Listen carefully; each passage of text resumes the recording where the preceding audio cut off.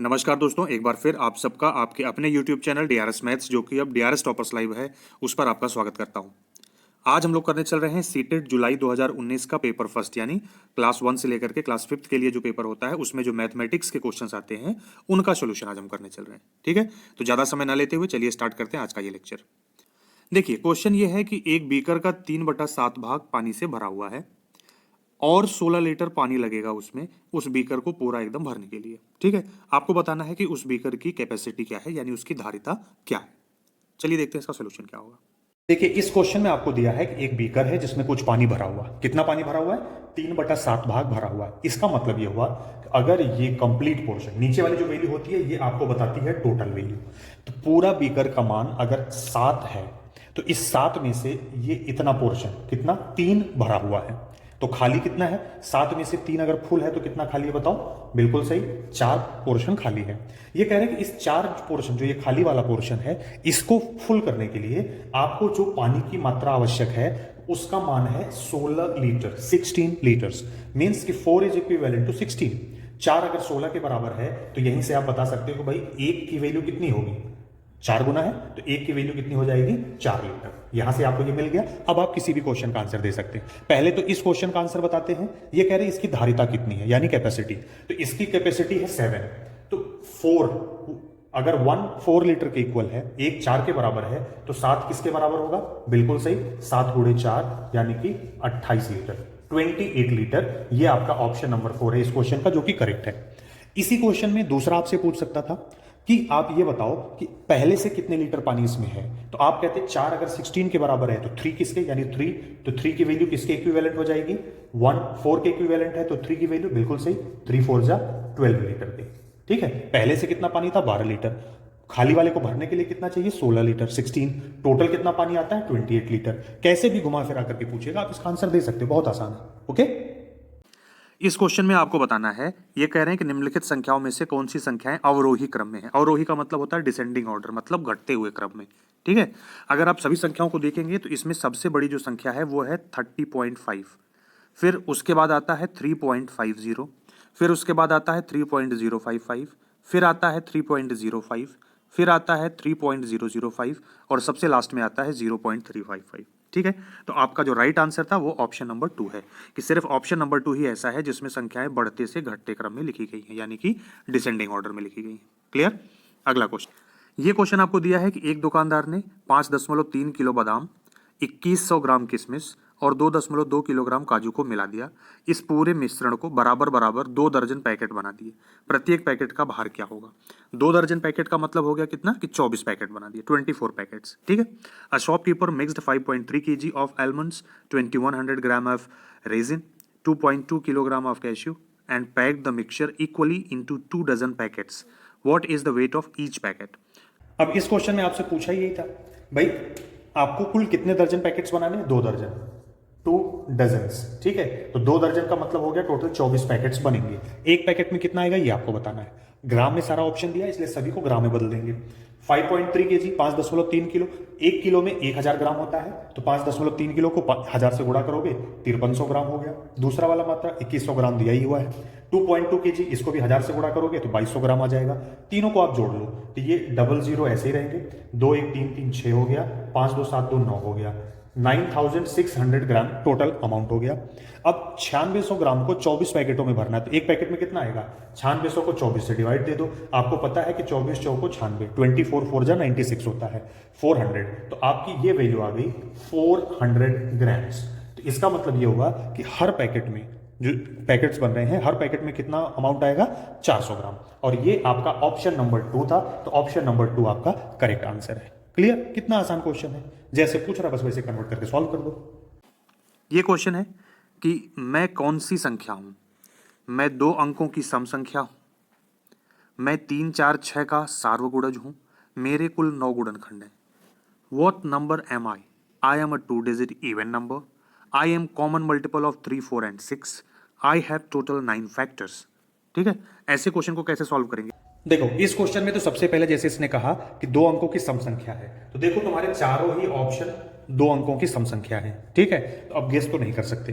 दूसरा क्या दिया है स्टेटमेंट कि ये 3, 4 और 6 का मल्टीपल है, तो ऐसा कौन सा नंबर है जो 3 से भी कट जाए, 4 से भी कट जाए, 6 से भी कट जाए? तो इनका एलसीएम निकालोगे जब, तो एलसीएम आता है 12, सबसे छोटी संख्या होती है 12, तो इन तीनों 3, 4 और 6 का जो कॉमन मल्टीपल आ जाता है वो आ जाता है 12। तो वो जो भी नंबर है वो 12 का मल्टीपल होगा। तो देखो 12 का मल्टीपल 48 भी है, 24 भी है, 36 भी है। क्लियर? अब अभी नहीं क्लियर हो पा रहा, तो थर्ड स्टेटमेंट इसमें आपको हेल्प कर रहा है कि इस नंबर में टोटल 9 फैक्टर्स हैं। कुल संख्याएं जो उस संख्या को काट सकती हैं वो कितनी होगी? 9। तो चलो शुरू करते हैं पहले 48 से। तो 48 1 से भी कटेगा, 2 से भी कटेगा, 3 से भी कटेगा। उसके बाद 48 4, 6 और 8 से कटेगा।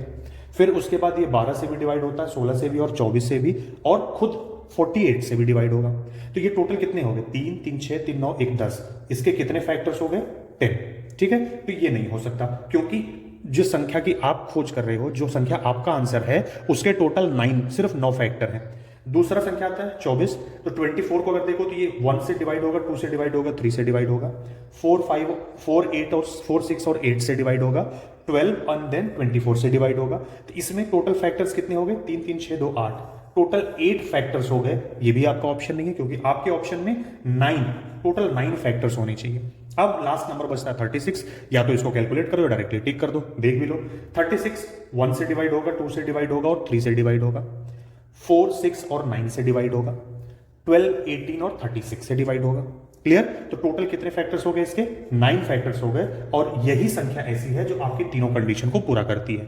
ये एक इवन नंबर यानी सम संख्या है, 3 4 एंड 6 का कॉमन मल्टीपल भी है, और इसके टोटल 9 फैक्टर्स भी हैं। तो इन चारों ऑप्शंस में से सिर्फ जो आपका करेक्ट आंसर है वो है 36। ये ऑप्शन नंबर 4 था, इसलिए ऑप्शन नंबर 4 आपका राइट आंसर है। क्लियर? ऐसे क्वेश्चन को आप इस तरह से निकालोगे, ठीक, ज्यादा टाइम नहीं लगेगा, आप देखते ही फट से कर लोगे। एक तो तुरंत एलिमिनेट हो गया, उसके बाद आता है ये 48 24 36। आप एक चीज का ध्यान रखो कि कभी भी कोई भी संख्या होगी उसके 2 फैक्टर फिक्स होते हैं।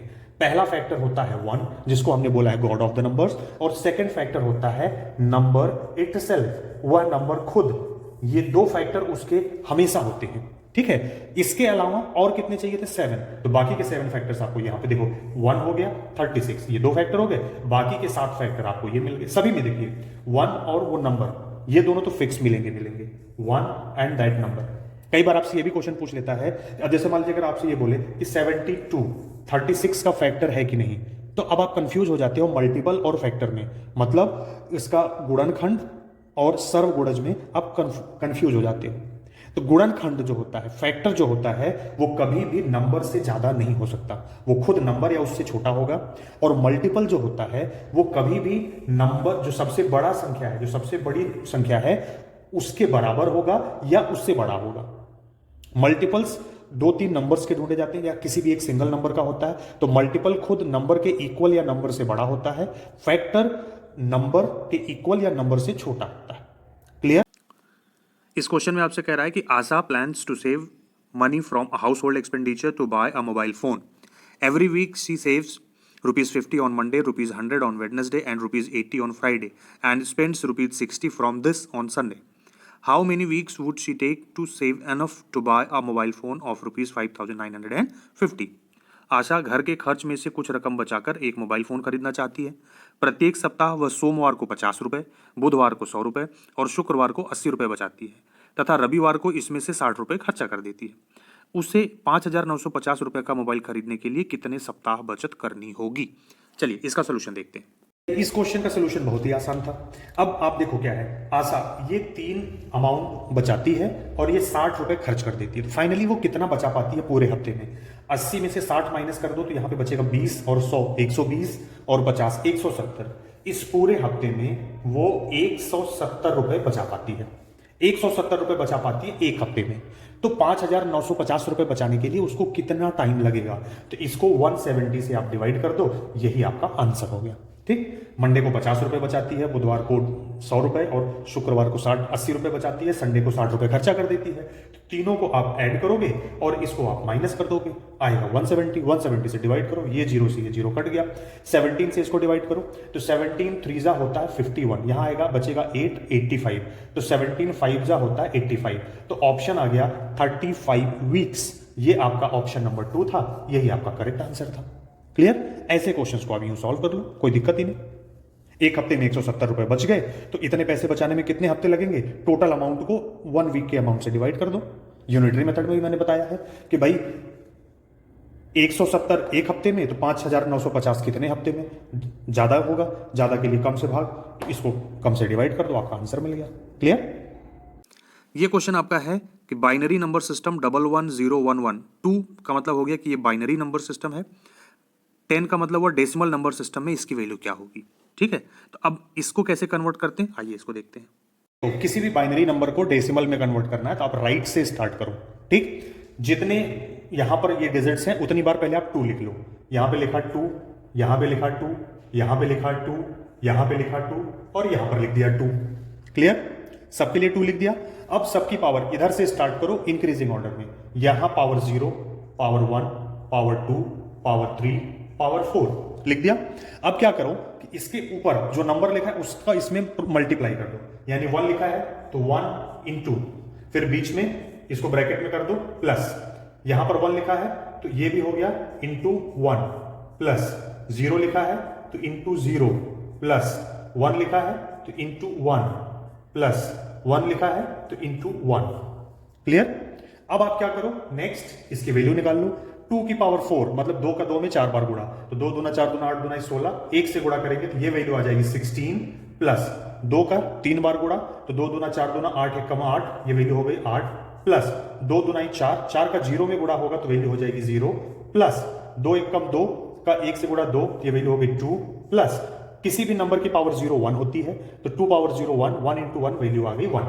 अब आप इज इक्वल टू लिखो 16 8 24 2 26 1 27, तो आंसर आ गया 27। तो ये जो आपका ऑप्शन दे रखा था 27, यही आपका राइट आंसर था। तो आपका ये ऑप्शन नंबर 2 था, 27 ऑप्शन नंबर 2 था, तो ये आपका राइट आंसर था in the decimal number value of this.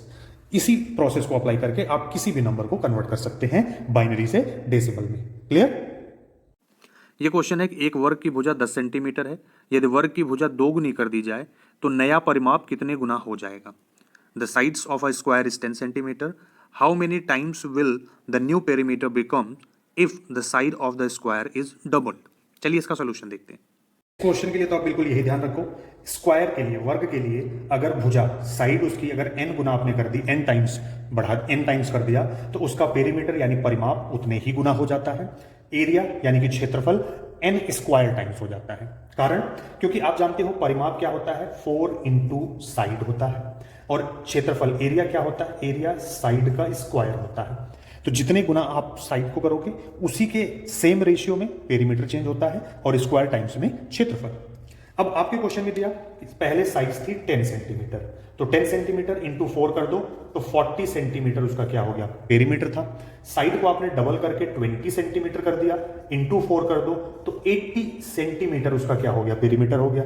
आपने साइड को क्या किया, इंटू 2 डबल किया, तो पेरीमीटर भी क्या हो गया, इंटू 2, जस्ट डबल हुआ। यही अगर एरिया के लिए बात करते तो एरिया डबल का स्क्वायर यानी कि 2 का स्क्वायर, तो हम बोल देते एरिया 4 टाइम्स हो गया। क्लियर? फिलहाल यहां पेरीमीटर के लिए पूछा तो पेरीमीटर कितना हुआ, डबल, 2 टाइम्स हो गया, तो आपका ऑप्शन हो जाएगा 2 गुना यानी कि 2 टाइम्स। कितना, 2 टाइम्स, 2 टाइम्स। ये आपका ऑप्शन नंबर 4 था, तो option number 4 is the right answer for it. Clear? समझ में आ गई? अगर ये 2 टाइम्स की जगह 3 टाइम्स करते तो परिमाप 3 गुना हो जाता, और अगर क्षेत्रफल के लिए पूछते तो क्षेत्रफल 3 का वर्ग यानी 9 गुना हो जाएगा। अगर 4 गुना करेंगे तो 4 गुना हो जाएगा परिमाप, और क्षेत्रफल 16 गुना हो जाएगा। अगर हाफ करेंगे तो परिमाप हाफ हो जाएगा और क्षेत्रफल 1/4 1/4 हो जाएगा। क्लियर? ये रिलेशन होता है इनके बीच में। ये क्वेश्चन है कि which of the following letters have both horizontal and vertical lines of symmetry.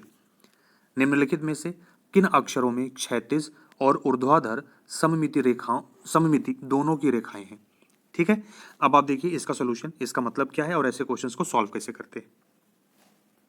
देखो इस क्वेश्चन में आपके चारों ऑप्शन ये हैं, एक्स, वाई, ए एंड सी। देखो वर्टिकल सिमेट्री और हॉरिजॉन्टल सिमेट्री का मतलब होता है अगर मैं किसी अल्फाबेट को हॉरिजॉन्टली कट करूं तो जो स्ट्रक्चर ऊपर आ रहा हो वही नीचे आ रहा हो। ठीक है, तो एक्स को देखो ऊपर नीचे बराबर आएगा, राइट। ए को अगर मैं कट करूंगा तो ऊपर कुछ और आएगा, नीचे कुछ और। सी में ऊपर नीचे बराबर आएगा। वाई को अगर मैं कट करूंगा तो ऊपर अलग है और नीचे अलग है। क्लियर? नेक्स्ट हॉरिजॉन्टल का मतलब हो गया। अब वर्टिकल का मतलब देखो, तो वर्टिकल का मतलब ये हो गया अगर मैं इस तरीके से इसको काटूं तो जैसा स्ट्रक्चर लेफ्ट में आ रहा है वैसा ही राइट में आए, तो ये हो गया हॉरिजेंटल एंड वर्टिकल बोथ। इसको अगर मैं वर्टिकल कट करूं तो वर्टिकल दोनों साइड बराबर था, यानी वर्टिकल ठीक है लेकिन हॉरिजेंटल नहीं है। सी को अगर मैं वर्टिकल कट करूं तो वर्टिकल दोनों तरफ सेम नहीं आ रहा, इधर ये आ रहा है, इधर दो पार्ट आ रहे हैं। हॉरिजेंटल ठीक था, ऊपर और नीचे बराबर था। वाई में वर्टिकल हॉरिजेंटल नहीं सही है, वर्टिकल काटूंगा तो बिल्कुल करेक्ट आएगा। सिर्फ एक्स ऐसा है जो वर्टिकल भी करेक्ट है और हॉरिजेंटल भी करेक्ट है, ठीक है। तो इसको कहते हैं सिमेट्री। तो इसके अकॉर्डिंगली जो आपका राइट आंसर था वो आपका ऑप्शन नंबर 2 करेक्ट था, क्योंकि ऑप्शन नंबर 2 एक्स है, जो हॉरिजेंटल एंड वर्टिकल ऊर्ध्वाधर और क्षैतिज दोनों सममित रेखाओं में सही खरा उतरता है। ऐसे और भी अल्फाबेट्स हैं आपके पास, जैसे अगर मैं बात करूं तो आप देखो आई हो गया, ठीक है, हॉरिजेंटल एंड वर्टिकल, चाहे ऐसे काटो चाहे ऐसे काटो सेम देगा। ओ हो गया आपका, ठीक है, हॉरिजेंटल एंड वर्टिकल बिल्कुल सेम आएगा, ठीक है। तो इस तरीके से जो अल्फाबेट्स हैं आप उनको देख सकते हो, वो आपको हर हॉरिजेंटल एंड वर्टिकल सिमेट्री देते हैं। क्लियर? तो ऐसे क्वेश्चन का आंसर आपको ऐसे करना है। ये क्वेश्चन है 72 into 28 is equal to 36 into 4 into, ये ब्लैंक स्पेस है, तो रिक्त स्थान की संख्या क्या होगी। ऑप्शंस दे रखा है कि 7 का गुणज होगा, एक अभाज्य संख्या है, 10 से कम है, एक सम संख्या है, 56 का गुणनखंड है। The number in the blank is multiple of 7, a prime number, less than 10, an even number, factor of 56. Which of the following is correct? इसमें से कौन सा पेयर सही आंसर है ये आपको बताना है। तो चलिए इसका सॉल्यूशन देखते हैं। पहले तो आप ये देखो कि ये नंबर है क्या। 72 इंटू 28 लिखा is equal to 36 into 4 into और क्या आएगा, पहले वो निकालते हैं। तो मैंने 72 को ब्रेक किया, ये 36 इंटू 2 हो गया। 28 को ब्रेक किया 4 इंटू 7, इन्हीं के अकॉर्डिंगली। राइट साइड में 36 एंड 4 है, यानी कि 36 एंड 4 ऑलरेडी है, बचता क्या है 2 एंड 7, तो 7 इंटू 2 यानी कि 14 नंबर हमारे पास आ रहा है। अब ये 14 किन किन कंडीशंस को पूरा करता है वो हम चेक करते हैं। पहला कंडीशन दिया है ए कि this number, this question mark number यानी 14 is multiple of 7। Is it correct? बिल्कुल सही है, ये 7 का मल्टीपल है, ए इज करेक्ट। सेकेंड इज यह एक अभाज्य संख्या है, it is a prime number, ये गलत है because it is divisible by 2 and 7, तो ये प्राइम नंबर तो है नहीं। नेक्स्ट क्या है कि ये वैल्यू, जो ये वैल्यू है ये 10 से कम है, तो दैट इज ऑल्सो इनकरेक्ट क्योंकि ये 10 से ज्यादा है, 14 है। डी ऑप्शन इज यह एक इवन नंबर है, करेक्ट, ये इवन नंबर है, सम संख्या है। ई ऑप्शन इज कि इट इज फैक्टर ऑफ 56, यानी ये 56 का गुणनखंड है, बिल्कुल सही। 56 14 से डिवाइड होता है, 14 4 जा 56, तो ये करेक्ट हो गया। तो इन पांचों में से कितने स्टेटमेंट्स करेक्ट है, कौन कौन से? ए, डी एंड ई, ये 3 ऑप्शंस आपके करेक्ट हैं। और इन ऑप्शंस को रखने वाला जो ऑप्शन है आपका A, D and E, that is option number 4। तो इस क्वेश्चन के लिए ऑप्शन नंबर 4 करेक्ट है, option number 4 A, D and E. Clear? समझ गए आप? इन 5 तथ्यों में से 5 स्टेटमेंट में से 3 करेक्ट हैं, और ये तीनों ऑप्शन ऑप्शन नंबर 4 में गिवन थे, इसलिए option number 4 is a correct answer. Clear? Question ये है कि how many quarters are there in 18:3/4, 18 सही 3/4 में कितने चतुर्थांश हैं। सॉल्यूशन देखिए। ये क्वेश्चन है कि 18:3/4, 18 सही 3/4 में कितने चतुर्थांश उपस्थित हैं, मतलब आउट ऑफ 4 1 कितने हैं इसमें उपस्थित है, ये पता करना है। तो 18 सही 3/4 में कितने 1/4 है, ये जानने के लिए इस वैल्यू को इस वैल्यू से डिवाइड कर दो।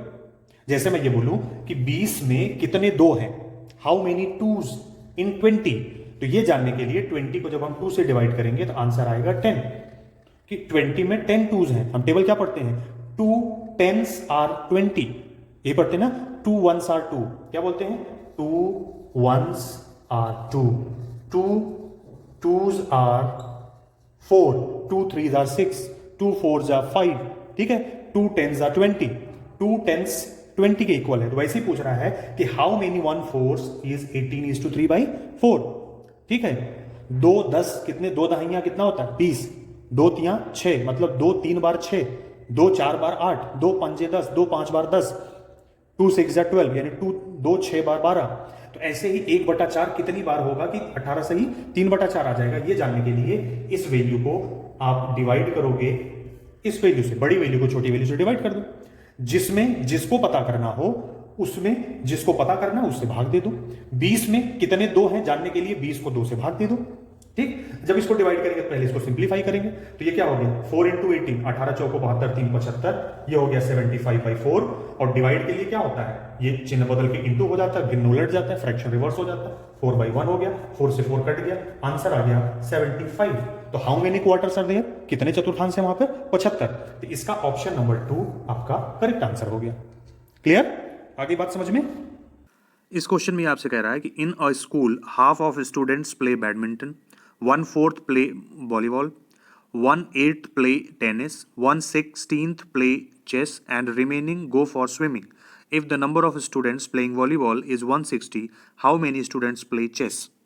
एक स्कूल में आधे छात्र बैडमिंटन खेलते हैं, 1/4 वॉलीबॉल खेलते हैं, 1/8 टेनिस खेलते हैं, वो 1/16 छात्र शतरंज खेलते हैं और बाकी तैराकी के लिए जाते हैं।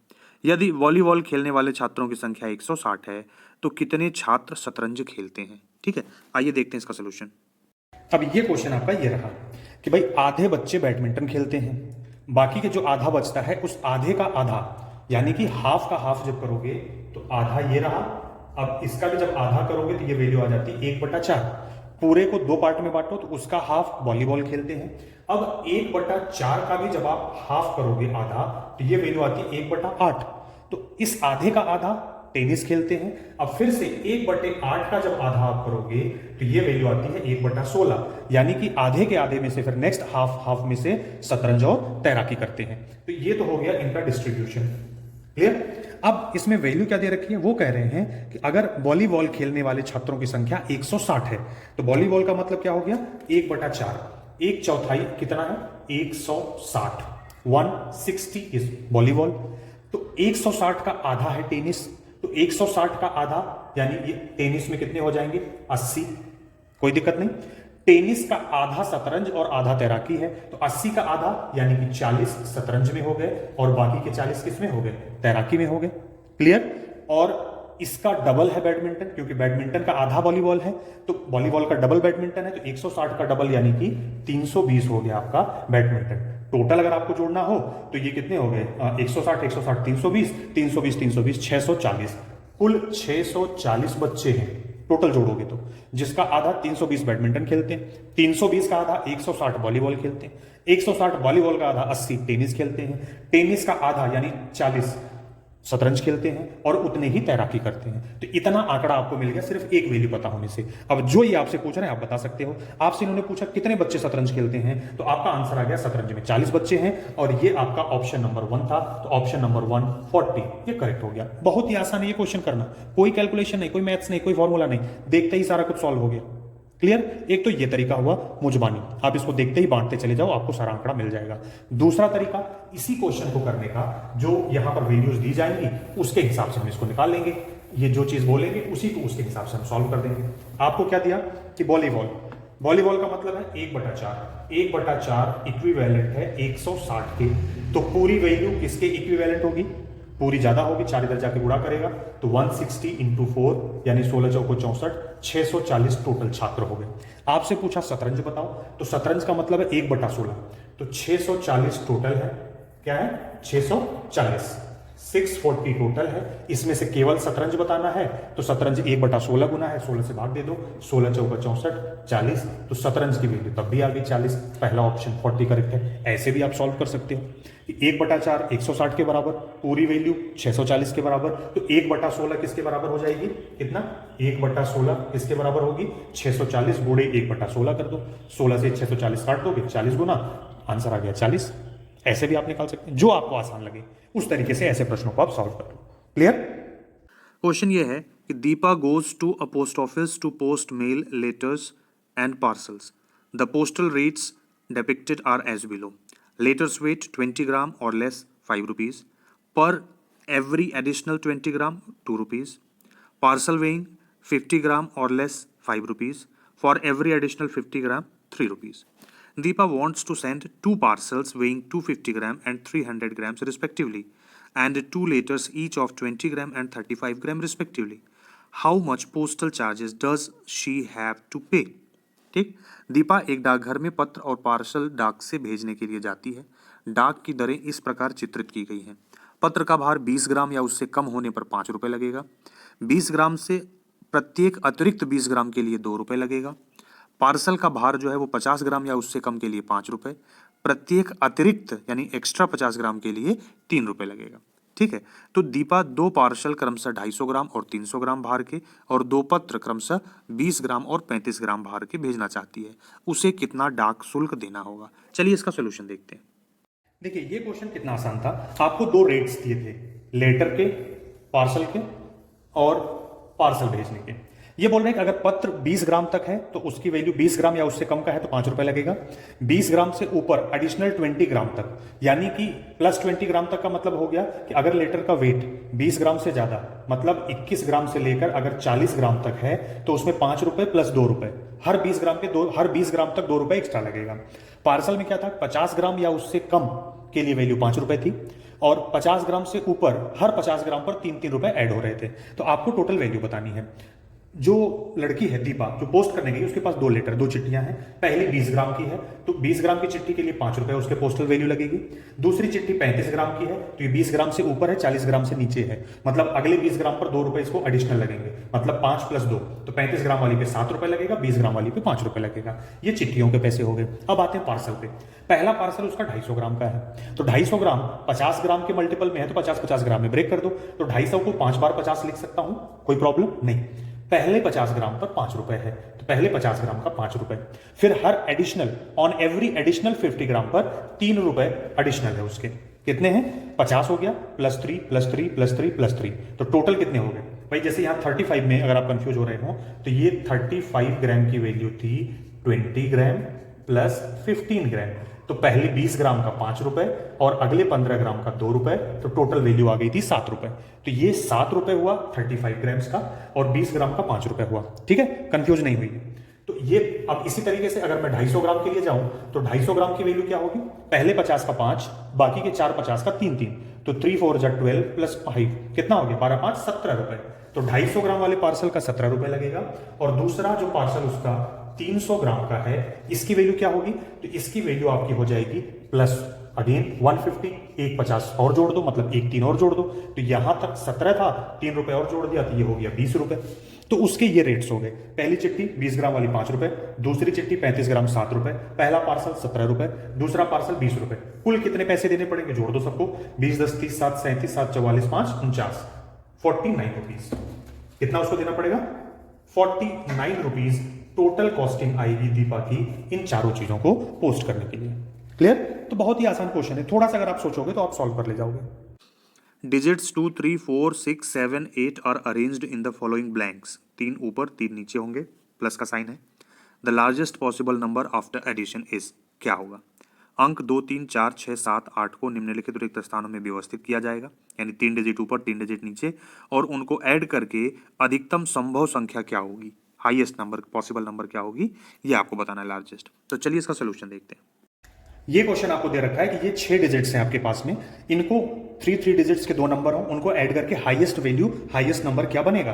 तो देखो जब भी ऐसा आएगा तो मैक्सिमम लोग क्या बोलते हैं, भाई ये 3 बड़े नंबर को पहले लिख दो फिर बाकी 3 को लिख करके ऐड कर दो। बिल्कुल नहीं, हाईएस्ट नंबर अगर आपको चाहिए, लार्जेस्ट पॉसिबल नंबर चाहिए, तो आप नंबर्स को वर्टिकल कॉलम में लिखो। सबसे बड़ा नंबर 8 यहां लिखो, उसके बाद वाला 7 यहां नीचे लिखो, उसके बाद वाला नंबर 6 यहां लिखो, उसके बाद वाला नंबर 4 यहां लिखो, उसके बाद का नेक्स्ट नंबर 3 यहां लिखो, फिर नेक्स्ट नंबर 2 यहां लिखो।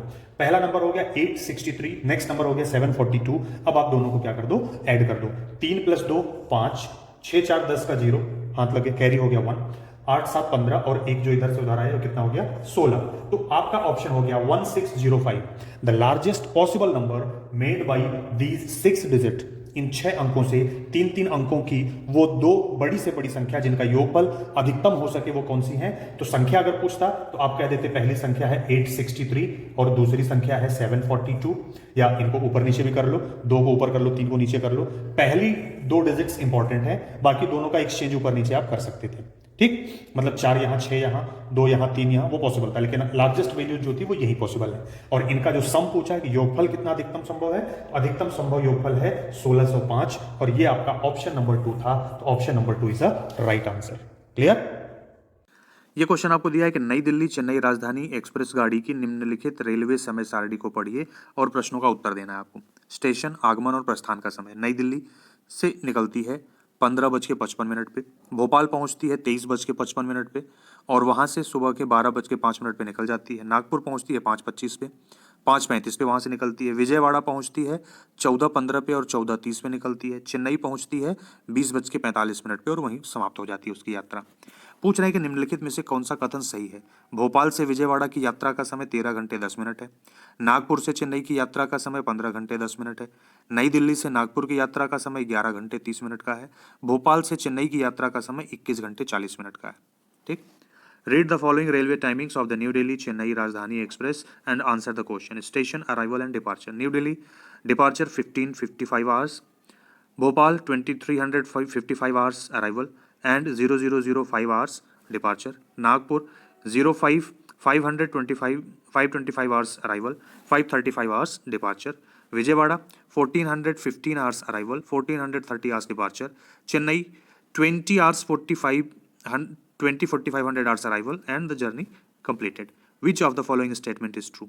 The duration of journey from Bhopal to Vijayawada is 13 hours 10 minutes. The duration of journey from Nagpur to Chennai is 15 hours 10 minutes. The duration of journey from New Delhi to Nagpur is 11 hours 30 minutes. And the duration of journey from Bhopal to Chennai is 21 hours 40 minutes. Let's see the solution. अब इस वाले question में सिर्फ आपको time minus करना था। पहला option था भोपाल से विजयवाड़ा की यात्रा का समय 13 घंटे 10 मिनट है। तो विजयवाड़ा पहुंचती है 14:15 पे और भोपाल से निकलती है 005 आवर्स पे। ठीक है, आप इन दोनों को विजयवाड़ा के टाइम से भोपाल का टाइम माइनस करोगे तो आपका आ गया 14 घंटे 10 मिनट। ऑप्शन में दिया था कितना? 13 घंटे 10 मिनट, जो कि गलत ऑप्शन है। तो पहला तो रॉन्ग हो गया।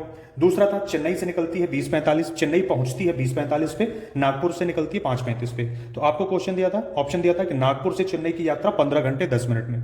तो चेन्नई पहुंचने के टाइम से नागपुर के निकलने के टाइम को अगर आप माइनस करोगे तो आप ये देखो 15 घंटे 10 मिनट, मतलब ये सेकंड वाला ऑप्शन आपका बिल्कुल करेक्ट है। ऐसे क्वेश्चन में सिर्फ ऑप्शन से ही आपको निकालना है, जहां से जहां जाने की यात्रा। अगर ये भी नहीं करेक्ट होता तो अगले वाले का टाइम निकालते, नई दिल्ली से नागपुर का टाइम निकालते। ये भी नहीं होता तो अगले वाले में भोपाल और चेन्नई का टाइमिंग निकालते। क्लियर? तो दूसरा ही ऑप्शन करेक्ट मिल गया, तो यही आपका राइट आंसर हो गया। 50 में एक पूर्ण संख्या जोड़ी जाती है और फिर वही संख्या 50 में से घटा दी जाती है। प्राप्त हुई दोनों संख्याओं का जोड़ क्या है? A whole number is added to 50 and the same number is subtracted from 50. The sum of the resulting number is what? देखिए इस क्वेश्चन में क्या है, मान लीजिए ए कोई संख्या है। ए में अगर मैं कोई एक पूर्ण संख्या x को जोड़ता हूं तो नया मान मिलता है a प्लस एक्स। इसी a में से अगर वही संख्या में माइनस कर दूं तो मान क्या मिलेगा, वैल्यू क्या हो जाएगी, a माइनस एक्स। इन दोनों संख्याओं को जब भी मैं जोड़ूंगा तो x कट जाएगा और मुझे मिलेगा 2a, मतलब जो संख्या मेरे पास पहले से है उसका 2 गुना। ठीक, यही आपका आंसर होगा इस क्वेश्चन का। कह रहे हैं 50 में कोई एक वैल्यू जोड़ दो, तो 50 में मैं कुछ भी जोड़ दूं, मान लो मैंने 30 जोड़ दिया तो आंसर आ गया 80।